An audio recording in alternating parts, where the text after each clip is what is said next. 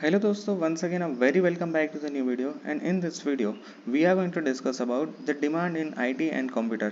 अब यहाँ पर मैं न्यूज़पेपर पढ़ रहा था और यहाँ पर आप देख सकते हो हेडलाइन में लिखा है कि ગત વર્ષ કરતાં આ વર્ષે ગુજરાત બોર્ડ સિવાયના 31% વધુ વિદ્યાર્થીઓનું રજિસ્ટ્રેશન।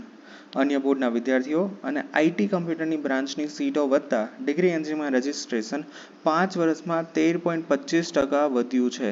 તો બહુ જ મોટો ઉછાળ આપણે કહી શકાય રજિસ્ટ્રેશન સંખ્યામાં। તો કેટલો ઉછાળ થયો છે, કેટલા નવા વિદ્યાર્થીઓ આવ્યા છે, તે બધું જ આજના આ વિડીયોમાં કવર કરવાનું છે। So without wasting any time let's get begin. अब सबसे पहले तो यहाँ पर पढ़ते हैं कि ધોરણ 12 સાયન્સ પછીના ડિગ્રી એન્જિનિયરિંગ કોર્સની કોલેજ બેઠકો પર પ્રવેશ માટેની રજિસ્ટ્રેશન કરાવનાર વિદ્યાર્થીઓની સંખ્યામાં વધારો થયો છે।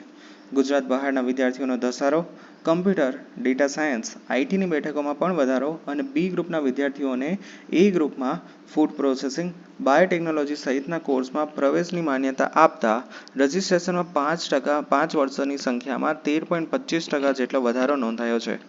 વર્ષ 2020માં રજિસ્ટ્રેશન કરાવનાર 45.76% વિદ્યાર્થીઓની તુલનાએ 2024-25માં 59.1% વિદ્યાર્થીઓએ રજિસ્ટ્રેશન કરાવતા 13.25%નો વધારો નોંધાયો છે।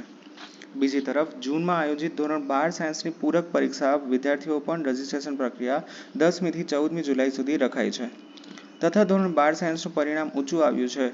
આ વર્ષે કોલેજમાં 139 ડિગ્રી એન્જિનિયરિંગ કોલેજની સંખ્યા છે, જેમાં 72,257થી પણ વધુ બેઠકોનો ઉપલબ્ધ છે। ચાલુ વર્ષે 3 નવી કોલેજોને પણ મંજૂરી આપવામાં આવી છે, તેમજ અન્ય બેઠકોની સંખ્યામાં વધારો થવાના કારણે રજિસ્ટ્રેશન કરાવનાર વિદ્યાર્થીઓની સંખ્યા વધી છે।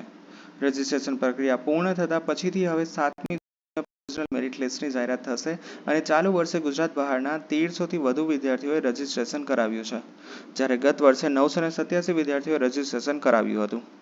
આ વર્ષે 70% વિદ્યાર્થીઓ અને 30%થી વધુ વિદ્યાર્થીઓનો પ્રવેશ મેળવવાની શક્યતા છે। ઈસી, મિકેનિકલ અને સિવિલ જેવી બ્રાન્ચનો પણ ક્રેઝ છે।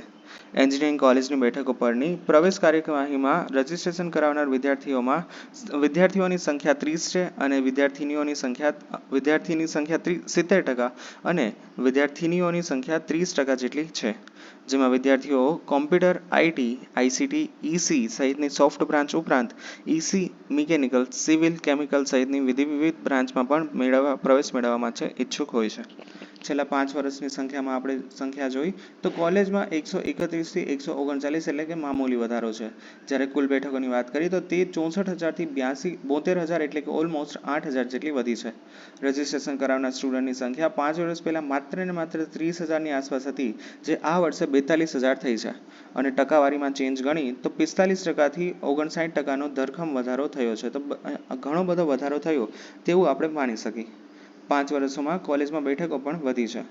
છેલ્લા 5 વર્ષોમાં નવી 8 કોલેજ ખુલી છે, જ્યારે બેઠકોની સંખ્યા પણ વધી છે। વર્ષ 2020માં જ્યારે 64,000 સંખ્યા હતી, જે વધીને 72,000 2024માં થઈ હતી। આ 3 કારણોને લીધે રજિસ્ટ્રેશનમાં વધારો।